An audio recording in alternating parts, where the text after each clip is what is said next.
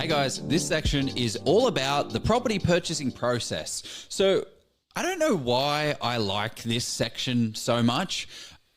I think it's because the whole thing is pretty confusing for people, and there are specific points in time that you can really take advantage of the situation. Obviously, we're not trying to take full advantage of things, but there are points in time where you've got a little bit of extra leverage as a buyer. So I really like the property purchasing process. It's weird, I don't know. So let's jump into this one because everyone needs to understand the process and how it all kind of works. So this section isn't like a deep dive into how to make offers and what it's all about. This is the step-by-step process of how an offer comes to completion. So we will be covering offers a little bit later on, but for now, this is just going to give you a holistic overview of the property buying process that generally happens every single time. So most people overcomplicate buying a property, right? They drown in the paperwork, they get lost in the jargon, they second guess every decision, or worse, they outsource their responsibility to somebody else and they get upset when that person doesn't do their job. So what I see a lot is the negotiation on things. I see them giving it to a conveyancer to manage the negotiation, and it always ends well. No, it doesn't. It always ends poorly when you get a conveyancer to negotiate. But anyway, once you understand the process, it's going to give you a far better idea. So the way I like to think about the property purchasing process is exactly like a game of tennis. When you're starting out, what do we need to do? We need to submit an offer. So these are the core components of a purchase: offer, exchange, unconditional exchange, and then settlement. Okay, so this game of tennis is the offer is that first serve. Right now, the seller is on the other side of the net living their best life. The ball, it's just floating out there in the ether. It's anywhere and everywhere. So the agent's taking inquiries, he's feeling out the competition, he's building up the heat. And who is going to be the first person to step up first? So the moment we submit an offer, we launch a ball into play, right? We submit it and we say, hey, we're ready to play, baby. Now, the seller, they have one of three things that they can do, right? Pretty straightforward. They can accept our offer, they can reject our offer, or they can counter our offer. Number 4, which is a bit of a wild card, is if we take too long, they're just never going to get back to us. But you're going to be hounding's not the right word, but you need to be hounding. You need to be hounding the agent, right? You need to be keeping on top. And some people say, oh no, it's going to be desperation. No, it's not. I'm here to get a job done. My job is to secure this investment property, and I've got a tight time frame, which we'll talk to in the later chapters of this program. So the problem is where people get stuck is the longer the ball's in play, the more risk we're going to take on. So we need to control and dictate the game by controlling the pace. So that's what we need to do. We need to close the deal before anybody else can get it. The property process is just that. Like, it's just 4 steps. It's 4 steps and you win. So I want to chat to the offer side of things, right? This is where we set the tone. If you go too slow, you'll lose to a faster buyer. So speed kills on these deals. So if your offer is too weak and the seller ignores you, if you're too aggressive, if you scare them off, like, the best offers aren't just about price. So again, we're going to talk through the negotiation piece where we go through all the details in it. But essentially, we must dive into price, right? Price. What is the purchase price? What's the deposit amount? What is the clauses and conditions that's going to be inside that agreement? And then what are the settlement terms? Once the offer is out, we force them to respond. The vendor now has to respond, and so do we. So again, going back to the 3 things that are going to happen. They either accept our offer, great, we've won this set, but the game's not over yet. Contracts still need to be exchanged. The counter, so they're going to come back and renegotiate with us, and they were going to renegotiate with price. They're going to renegotiate terms. This is a part of the game. So if they hit the ball back to you, you better be ready. You better, boom, hit it back. Number 3, number 3 should have been reject really, or they stall. So we don't want them to stall. That's just going to invite more players onto the court. So we want to move fast. Don't let the vendor shop around your offer. We've got to put time pressure on them so we can secure it. Why? Because if we don't control the urgency, they're going to control the urgency, and that's not ideal whatsoever. So here we go. This is the offer. Hope that is all making sense. So while we're waiting for their shot to come back, we don't go silent. You keep on top of the agent. You keep pushing things forward. We lose control if we lose the pace. So don't feel like you're being annoying. You're just there to get a job done. And again, we're going to talk about actually what it sounds like from an offer standpoint. But just know, first step, got to make that offer, baby. We've got to do it. So number 2, exchange. This is where we exchange on the contract. So this is you taking the ball out of everybody else's hands. So once the offer's accepted, you get a conditional contract. You now have the ultimate control of this deal. So you can pull out under the conditions that you've set in the contract. You can't just pull out for no reason if you're not doing it correctly, right? So what does conditional mean? It means that the contract is conditional to the clauses that you've put into the place that have to be satisfied before the contract becomes unconditional, right? It's conditional upon this so that it can be unconditional and fully binding. Think of this as I'm in, but let's verify everything first. I have an escape route. And what are the get out of jail free cards that you can look for? These are the 4 power clauses that are going to keep you in control. I'll go through high level some of the power clauses in more detail in other sections. Again, we're going to be talking about the legal side of things. But one of them is the cooling off period. So that's what you see here. So this says 2-day cooling off period. That depends on the state. Okay. So the cooling off period is legally required for some states, not all states, where you need to be careful. The cooling off period allows a buyer to back out of a deal within a certain time frame without a reason. So this is, hey, I went under contract and I made a mistake and I'm really sorry, but I need to pull out of this deal. Okay, great. Legally, you're legally bound to do that. So the time frame varies per state. So Victoria, it's 5 days.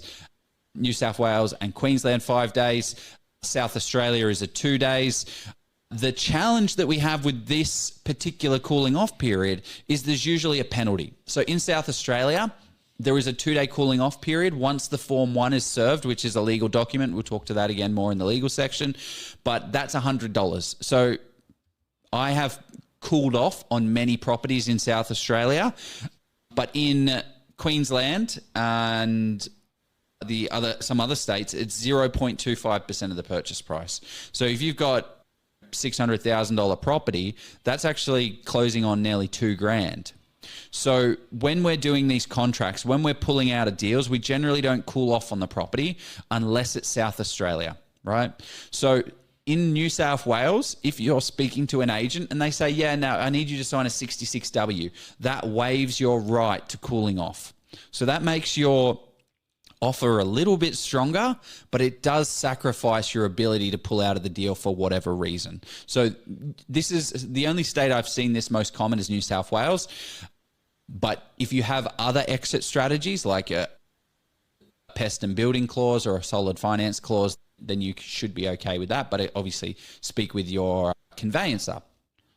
For me, signing that 66W is just, it's an unnecessary, we've got to weigh up the risk and the reward. Like losing that right to cool off is pretty scary. So I generally don't like doing it. But some deals you just have to if you want to get the job done. So pest and building clause. This is, if it's falling apart, we're going to walk away, right? So a property might look great on the surface, but there could be some serious issues hiding underneath. So we may not have even had a chance to inspect this property yet. So if you're moving fast, you're going to sometimes look at buy a property and you haven't even seen it yet, which is sometimes okay. So what is the pest and building clause? This is generally done under a 14-day pest and building and a 14-day finance clause.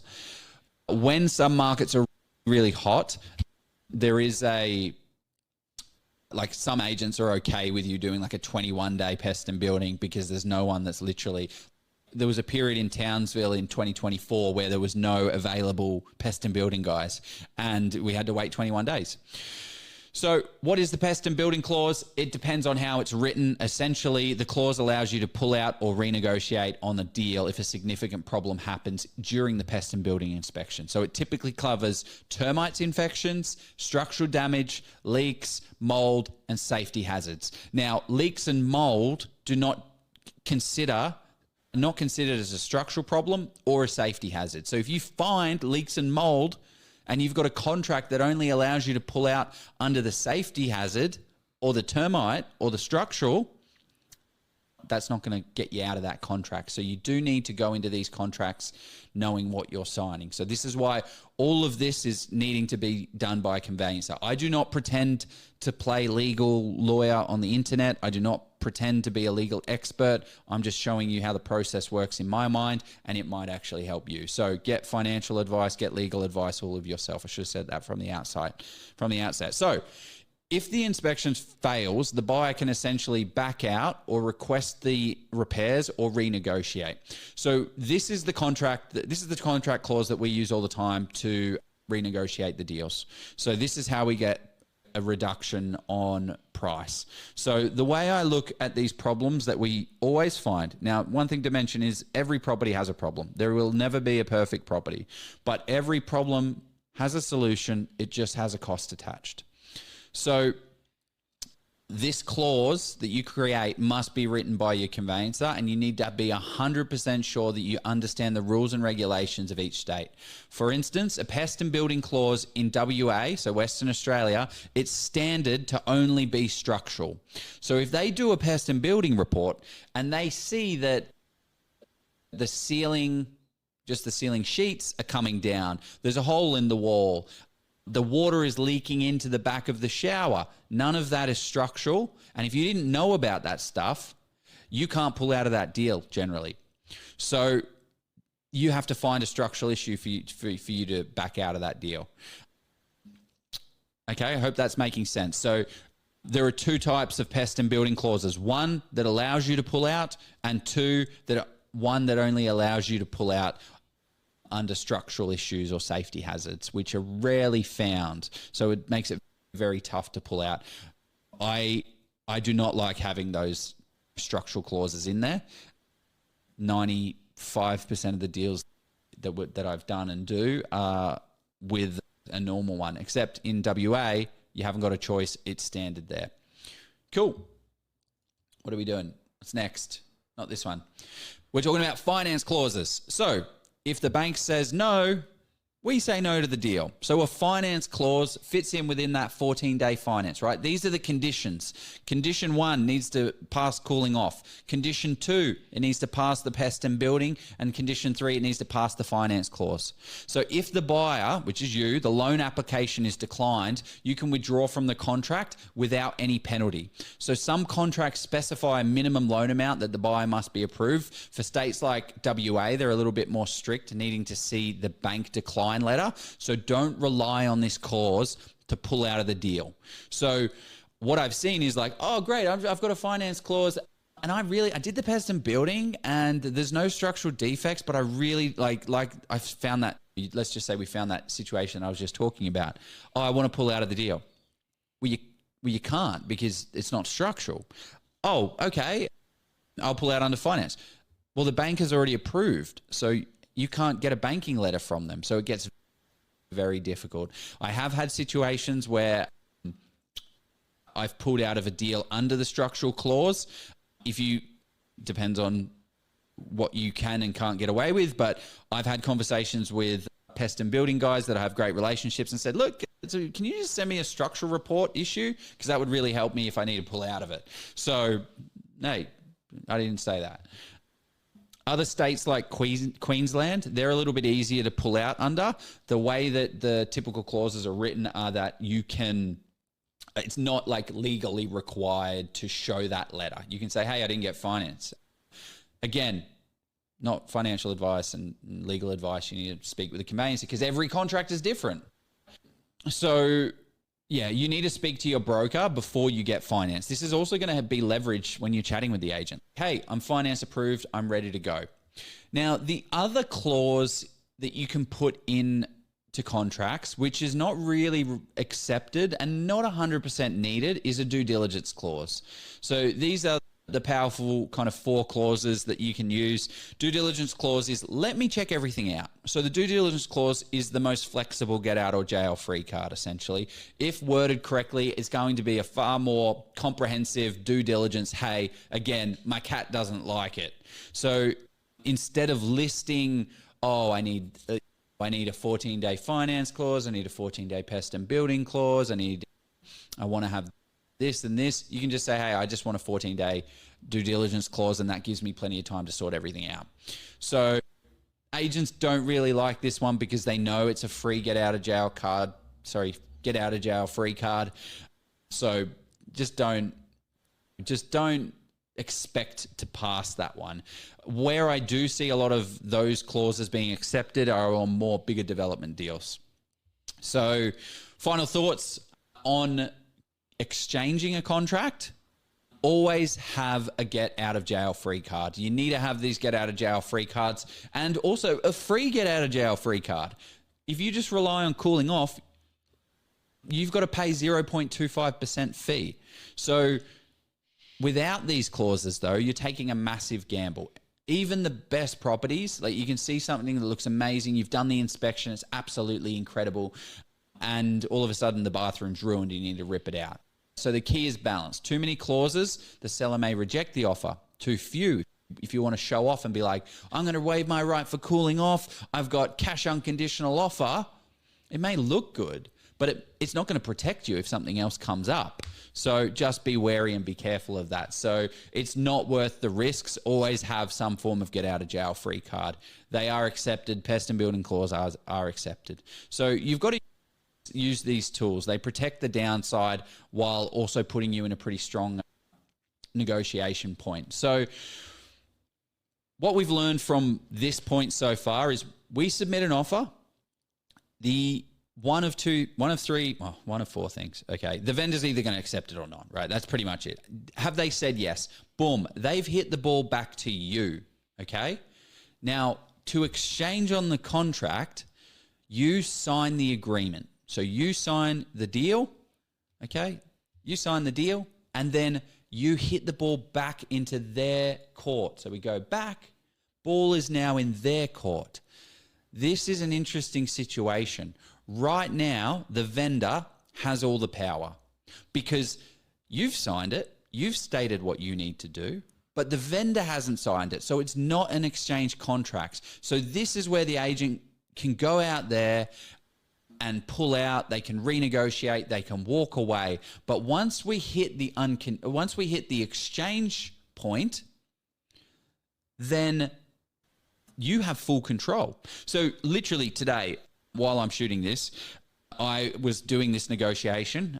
So I'll talk to you guys about it. You're in the insider club now, so it's pretty exciting.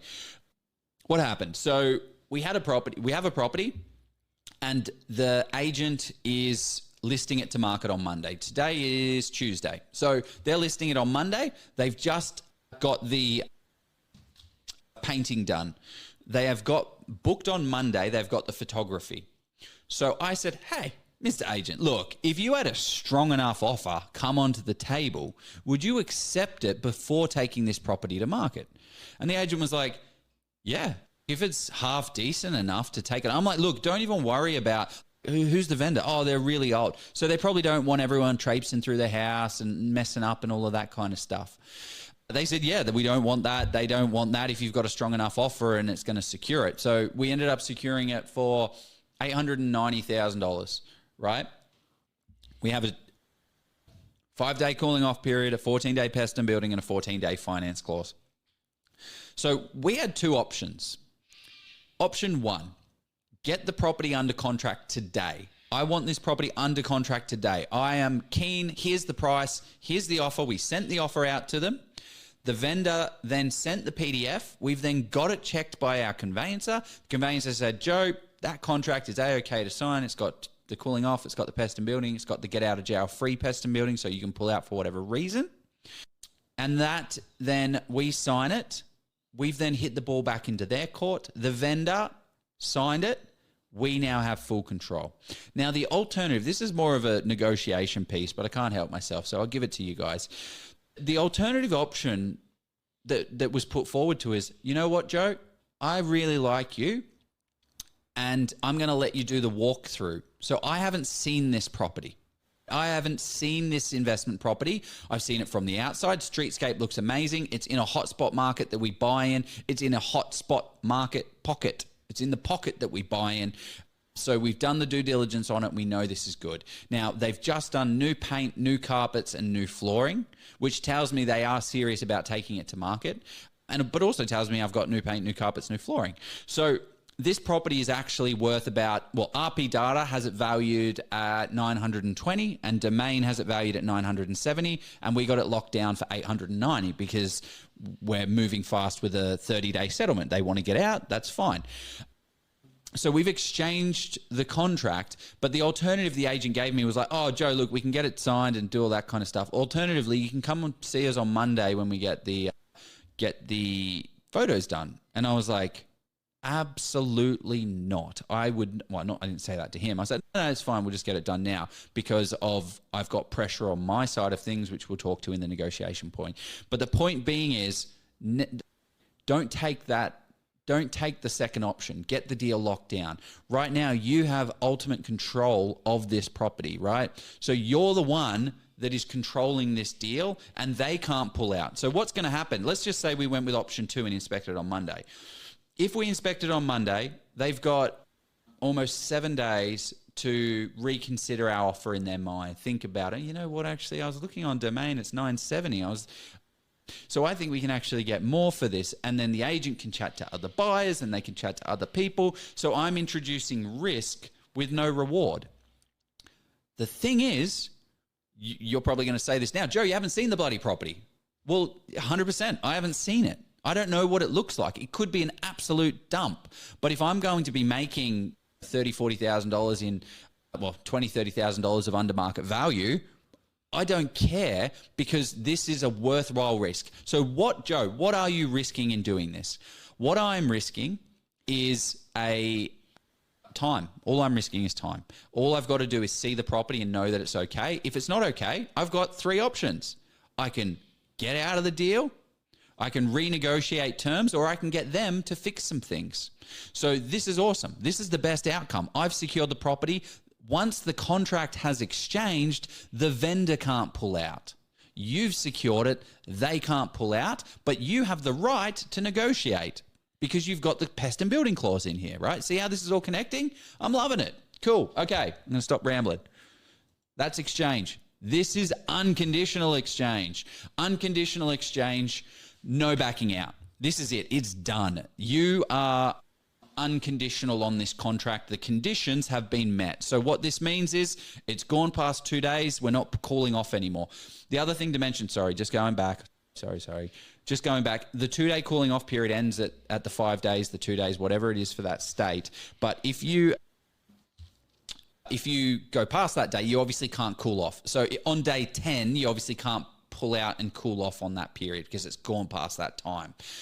You don't have to sign anything for that to happen. It just happens and it goes beyond that point. You still have the 14-day pest and building. So unconditional is the point at which you could have pulled out, you could have renegotiated, or you could have walked away. So this is when you book in your pest and building. So when you exchange, as soon as you've exchanged, book in your pest and building and organize that within that 14-day time frame. So unconditional exchange, this is the real commitment point where the deal is locked in on both sides. You are legally bound to settle, and there's no more let's think about it. There's no more renegotiating. This is happening. So it means that all of the conditions have met. Finance has been approved. The bank is happy to lend to you. You've done your inspections. You've done your physical inspection. So let's just talk about this deal that we're doing right now. I'm doing that. I haven't done the inspection yet. We just exchanged on the contract. But I'm going to do 2 things. Tomorrow, I'm going to call up the pest and building guy, and I'm going to say, hey, Mr. Pest and Building man or woman, can you please go out there and do that? And then on Monday, I'm going to get our inspector to go out there and check it out. So we'll have our property management team go out there and assess the deal and show us the good, the bad, and the ugly. Do not rely on the agent's video. Get the agent's video if you can, if they're going to send you one. But literally, we've gone into this contract blind, which, again, if we don't like it, we can pull out. Based on what I know about the area, I'm very much going to like this one. So, yeah. Just to reiterate, there's no get out of jail free cards anymore. You've gone beyond that point. The contract is now legally binding and you're in the final stretch towards settlement. If the buyer tries to back out after going unconditional, they can't just walk away without any serious financial consequences. If you walk out, your deposit gets lost, like straight away. Like that is cool. Thank you very much. We'll keep your deposit. So if you've put down a 20% deposit, you lose all of that money. Another little hint and tip on deposits is if you put down a deposit, I just like to put down $15,000, $20,000, right? Enough so that you can pay the agent's commission, because that's all they want to know, that they're going to be covered in getting their commissions. Everyone's like, oh, I put down a 5% or a 10%. Why would you put down a 10% deposit on a $800,000 deal? That's $80,000 that's not sitting in your offset. It's sitting in the agent's trust account. So there's no point of doing that. So if an agent says, no, you need to give us 10%, why? Here's the money. That's covering your commission. I'm obviously not going to pull out, but I'm an investor. I don't need a large deposit sitting in your offset. Well, it's not sitting in their offset. It's in their trust account, which earns no interest. So that's another thing to note. So what do we do at this stage? So just before this stage, we're doing our third phase of due diligence, right? We're doing phase 3 of due diligence, which we haven't covered off yet, but it's our third party checks. We need to make sure that the pest and building is okay. If it's not okay, so what happens is we're going to do a pest and building inspection, right? We've got 14 days. We're going to do one on day 10.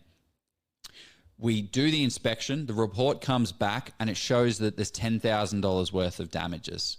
Again, I'm going to provide you the template with which we have made, I don't want to say millions, probably not in the millions, but it's very much hundreds and hundreds of thousands of dollars of discounts because of this one email, this one structured email that's structured in a specific way that allows you to pull out a rabbit out of the hat and get an amazing discount. So you'll get that in the section under negotiating in phase 3 of negotiations.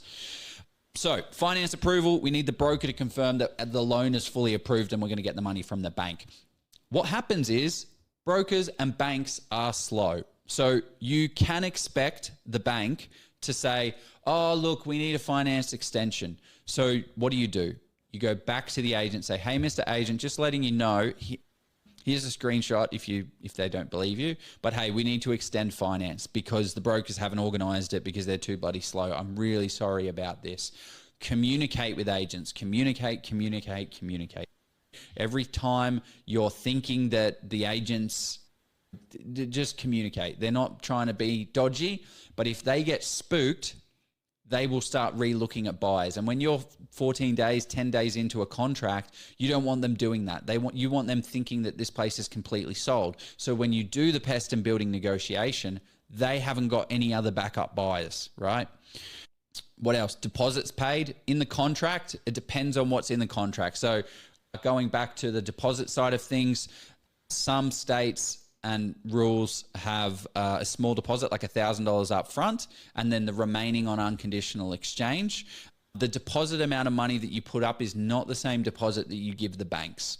So when someone's like, oh, I've got a 20% deposit for the loan, that's done at settlement. That's not done for the small deposit. So the way the deposit work is that's just you committing to the risk. I'm committing $20,000 to this contract, and I believe it to be good, and I'm willing to go unconditional on this contract based on that. And that total $20,000 comes off the $580,000 purchase price. So when you do the loan, it's then $480,000 that you need to pay. Unconditional exchange, there's a bit of a shift in power once the contract becomes unconditional. Up until this point, the buyer has the control, right? You can pull out of the deal, but the vendor can't. Once you go unconditional, it's your problem. It's your problem. If the bank pulls out of the loan, your problem. If the broker can't organize the paperwork fast enough, you pay the penalty interest on settlement extension. And I've done this. I've paid penalty interest on a number of my deals because we're buying through companies and it's a lot more complex, and brokers it just doesn't work. If you change your mind, tough titties, too bad. Sorry, so sad. You should have done your negotiation at the unconditional stage, so you should have done that. You can't get out of the contract. I hope I've made this. We never rush in going into unconditional. We push every deadline right to the edge if we need to, making sure that we cover everything before we can do it. The beauty is you can extend a clause in a contract. We do it almost every single day. Just have a reason why you can do it and why the agents. So like if you're serious about it, you just need a check. You just need to let them know. So here's the example.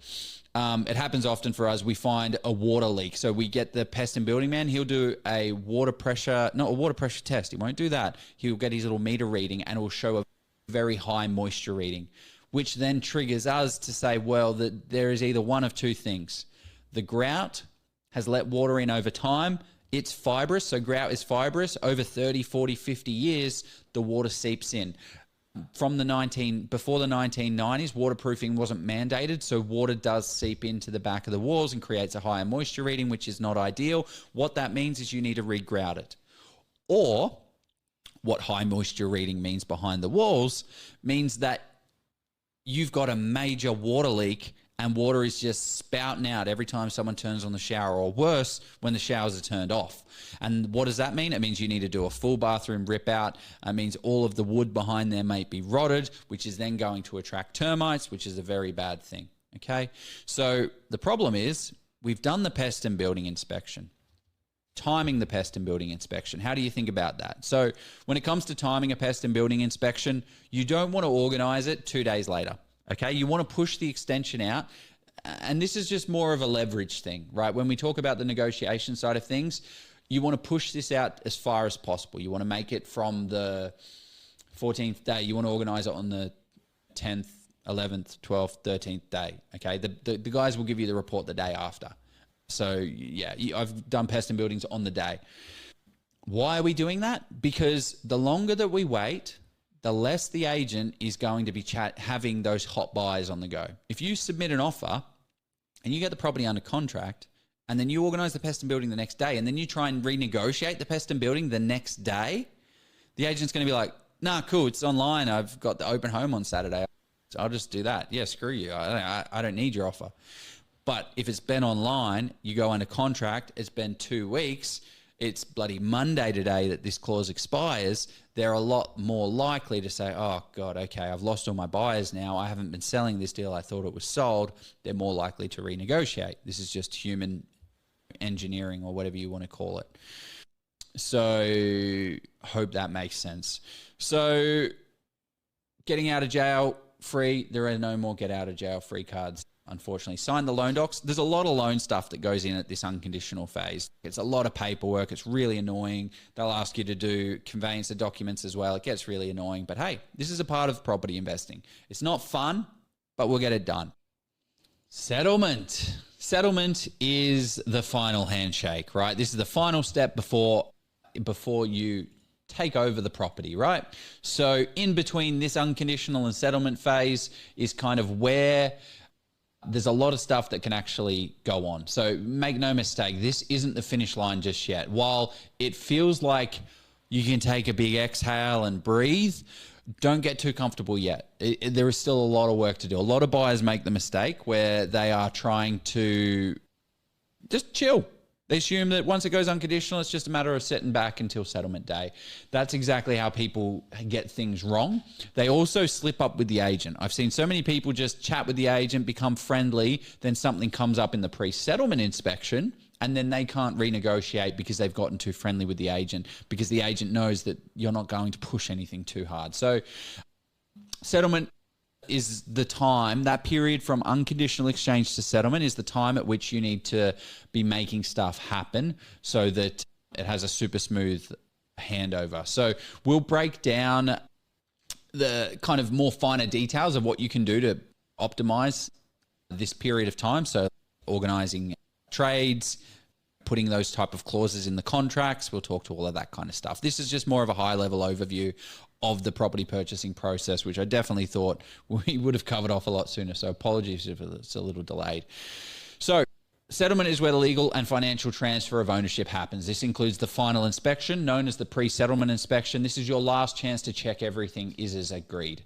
So if the seller's left damage, if they've taken fixtures they shouldn't have or skipped out on their obligations, now the time is to do it. So an instance is a dishwasher. Well, the contract here says we're getting the dishwasher, but there's now no dishwasher. Before settlement, you need to replace the dishwasher because that's what's in the contract, but it's not there. So the problem with pre-settlement inspections is they're done a couple of days before settlement. So it really becomes a bit of a legal shit fight, to be honest, because if the gutters aren't clean, you can't really claim settlement, but you can keep pushing it back and you can play that game, but it just is a little bit harder. Finalizing finance, you need to pay the final deposit to your conveyancer. Your lender needs to then release the funds and your mortgage then officially kicks in. We need to transfer and the legal ownership of titles. The conveyancers handle all this stuff, right? So ensure any kind of outstanding bills from council gets transferred to your name or their name or however it works in the background from that side of things. And then you need to pay the remainder of the costs, the stamp duties, the legal fees. But essentially all you need to do at that point in time is the conveyancer is going to come back to you and say, hey, Mr. Buyer, you got to give us $156,000 and just have it in our account in the next couple of days. Great. So what could go wrong? Just because the contract is unconditional doesn't mean settlement will be smooth sailing. Some common headaches are finance falling through. If you're in a situation, right, like switching your jobs or taking on more debt or you're having a child, your lender can still rethink their approval.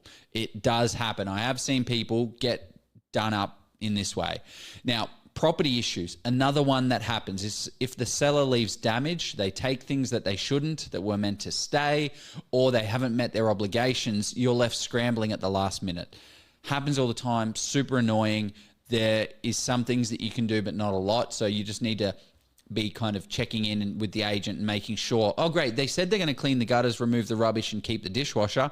Where are they at with that? Okay, so the agent needs to manage that. Otherwise, you're going to make a big nightmare on settlement time. There might be legal delays. So unpaid rates, incorrect documentation, or legal hiccups can slow everything down. The one that extends out settlement the most are the bloody banks. Like their bank hasn't released the funds or your bank hasn't released the funds and you have to extend out settlement. The problem is, as a buyer, in the contracts, there's usually more opportunity for mess ups. Like not mess ups, but like you pay the fee. If they extend settlement, it's not as bad, but when you need to extend settlement, it's really annoying. So how do we avoid any of these settlement dramas? It should be pretty straightforward, but it's often good to stay ahead. So stay in touch with your conveyancer, double check on the finance thing, and never assume the property is in perfect condition until you've done your final walkthrough. So always communicate with the agent. Hey, how's it going with those things? Now, we did the pest and building inspection. We negotiated $10,000 off, but you also had to clean the gutters, replace the dishwasher. Is that done? Oh, yeah, the guy said that he sent someone out. Great. Can you send me the receipts for that? Because I haven't seen it. Oh, okay, yeah. And then he'll call up the guy. Oh, actually, he hasn't done it yet. Great, cool. So the goal here is just a super smooth handover. No crazy surprises. Whether you're moving in, if you're renting it out or selling, getting settlement right and ownership right on the right foot is the way to go. So you just make sure that everything's in place. So if you've made it this far, congratulations. You now have a solid understanding of the entire property buying process. You've got the points in time where you can leverage everything. You need to now understand, or now you know how to understand. God, apologies. Whew. If you've made it this far, you now have a solid understanding of the entire property buying process from the first move of your offer and why it needs to be solid. until the final moment of taking ownership. So what we've learned, how to make a strategic offer that gets the seller's attention without overpaying, contracts exchanged and how I can protect myself and what are some of the things and timing that I should be doing, knowing what unconditional is all about, and avoiding settlement nightmares. At the end of the day, buying a property isn't just about finding the right deal. It's about controlling the process, knowing when to push, when to pause, when to pull, and just essentially making sure that you're not left scrambling. So the real opportunity, just to recap, is your offer, secure it fast, but have your get out of jail free cards. Once we hit unconditional exchange, there's nothing you can do. And then we come to settlement. We want to optimize that. Let us know in the comments there if you have any questions. And yeah, good luck, happy property buying and making it happen.